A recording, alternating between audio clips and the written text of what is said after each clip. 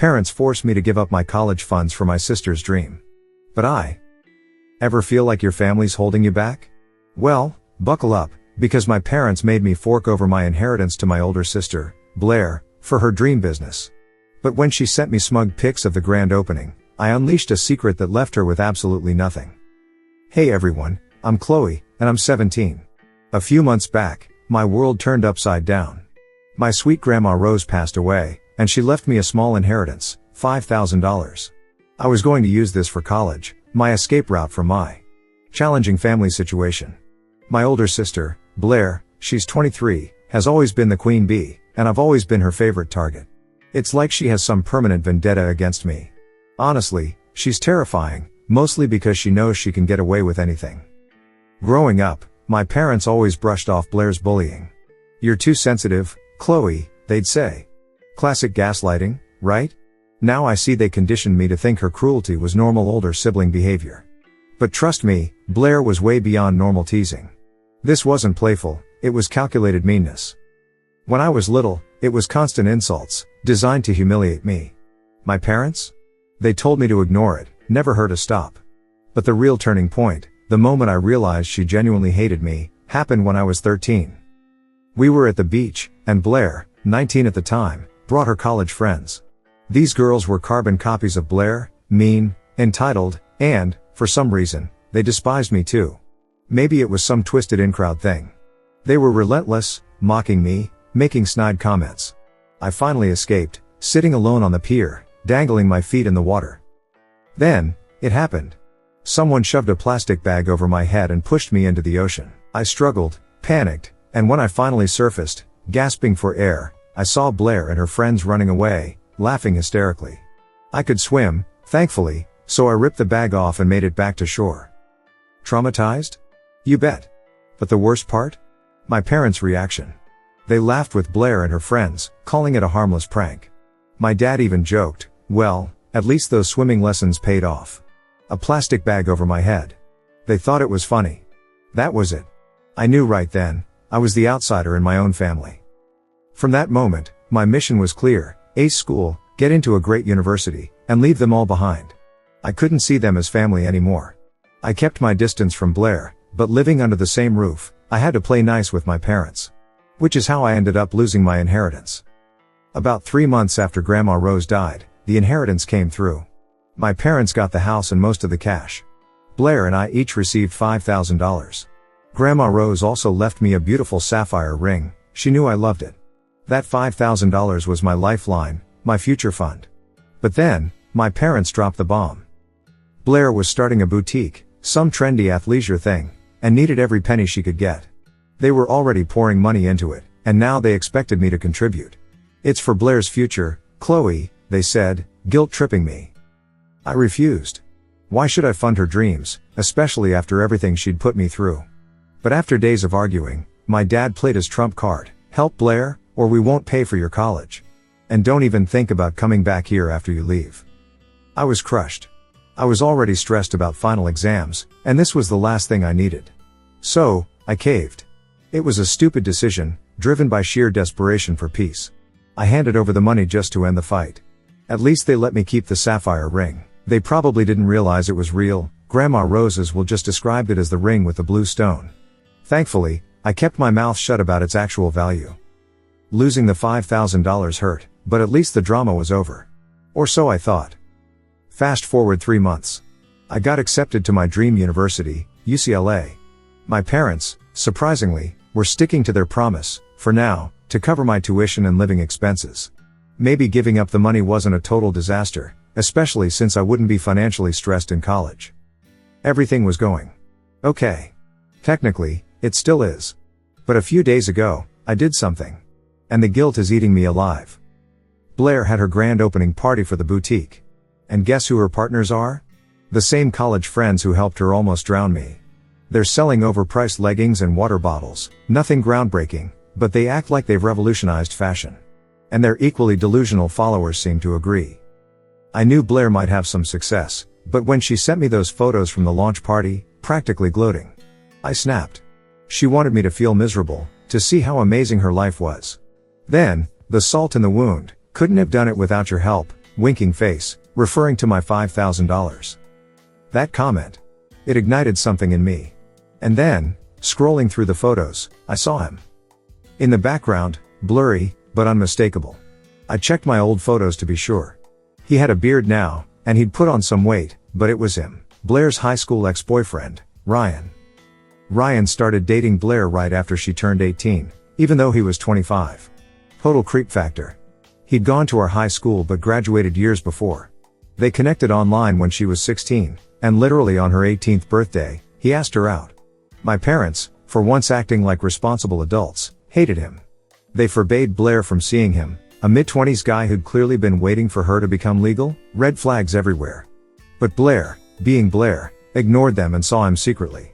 Ryan worked for his dad's company back then, but after only 8 months, they broke up because Ryan got caught stealing from the business.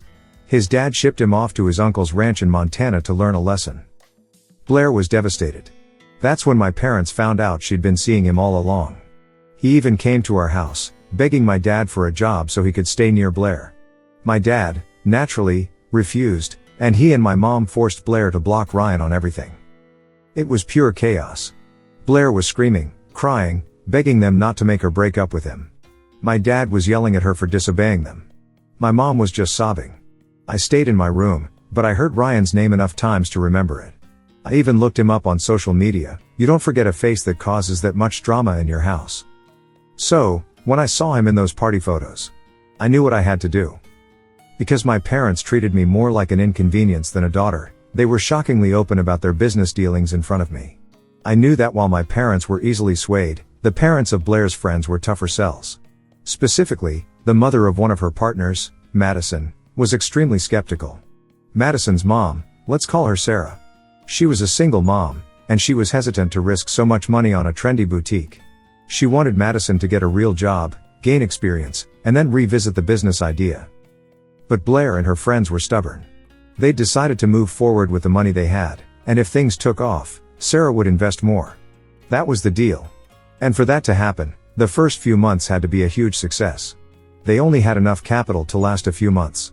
After that, they needed Sarah's investment, unless they magically started raking in profits, highly unlikely for a small, new business in the cutthroat fashion industry. I knew Sarah just needed an excuse to back out. And I knew Ryan was that excuse. So, I contacted her. Fake account, obviously. I asked her to call me, saying I had crucial information about her daughter's business. She was hesitant at first, probably wondering if I was legit, but eventually, curiosity won. I told her everything. Who Ryan was, his history, the stealing. At first, she didn't believe me, but I managed to convince her. I said my only goal was to warn her, and after that, it was her decision. I hung up, and then, from my own number, I sent her a couple of old photos of Blair and Ryan. Then, I waited. Apparently, she decided to pull out, and she told Madison to do the same. From the day after that phone call, things have been intense. Nobody knows it was me. But Blair's been calling my parents, frantically trying to convince them to talk Sarah back into the deal. Her friends are furious with her for hiding Ryan's identity. Even my parents are pretty upset with her. Basically, she's in deep trouble, everyone in her life is mad at her. I should be enjoying this. I really should. But I'm not. This business meant everything to her, and now I'm wondering if I was too petty. Did I go too far? I overheard my parents talking about how disappointed they are in Blair. They're even considering pulling their investment because she broke their trust. This is a huge deal, they never take her side. This is new, and it doesn't feel as satisfying as I thought it would. Am I a terrible person for ruining my sister's business, even if she did bully me when we were kids? Update 1. Thanks to everyone who responded with advice. I guess you're right, maybe my conscience is too strong to fully enjoy this. For now, I'm doing the smart thing and keeping quiet about what I did. If my parents ever found out, they'd literally kick me out. And since I turn 18 in a couple of months, nothing would stop them. I need them to pay for college, so I can't risk that. It's been a week since I posted, and things have gotten much worse for Blair. Sarah convinced Madison to pull out, so now it's just Blair and her other friend, Ashley. But Ashley's furious with Blair and is demanding a 60-40 split of the business because she doesn't trust her anymore. This all happened after they found out about Ryan. Blair had introduced him as someone she'd met on a dating app a few months ago. But after Sarah exposed the truth, Blair tried to stick to her story, even claiming the pictures were fake. She's been visiting my parents almost every day, and they've been lecturing her constantly. At the same time, they're trying to help her. Every afternoon, they meet with their lawyer to try to salvage her shares in the business. There's a real chance they might have to shut down the boutique completely. I'm not sure how I'll feel if that happens, but honestly, I've decided to stop thinking about it. The one good thing? With Blair in so much trouble, nobody's paying attention to me. I can come and go as I please, and it's liberating. Even when Blair visits, she ignores me completely. My parents don't bother me either. This is how I'm spending my last few weeks at home before college, and it's been surprisingly peaceful. I'm also praying this whole mess doesn't affect my parents' decision to pay for my college expenses. That's a new fear that popped into my head while writing this post. If they back out, I'm in serious trouble. At least I'll have the small satisfaction of knowing Blair's going through something even worse. Update 2. It's been almost 2 weeks since my original post, and until last week, nothing really happened that involved me. I thought I was safe. Now, I'm not so sure.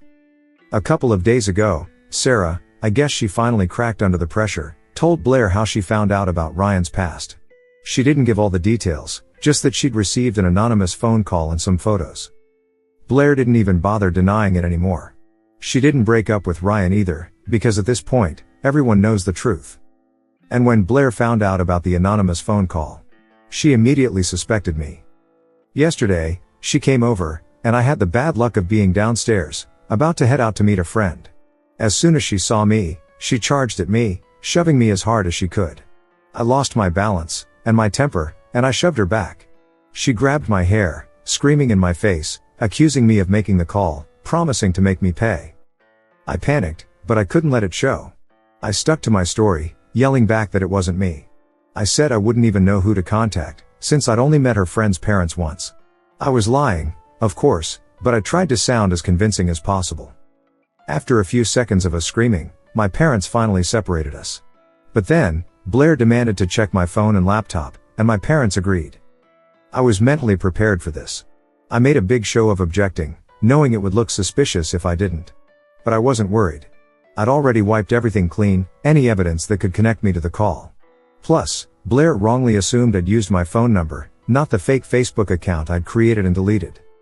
She was completely off base. Even when she and my parents went through all my accounts, they found nothing. Blair completely lost it, yelling that I'd wiped everything on purpose because I was guilty. I fought back, saying she was crazy, that she was about to lose her business and had no right to take it out on me. Things finally calmed down when she started crying. I thought I was in the clear. Until my parents pulled me aside. They told me that even though they couldn't prove it was me, they believed Blair. They said nobody else could have known about Ryan.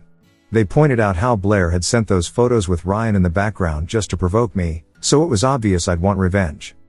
And then, the thing I feared most happened.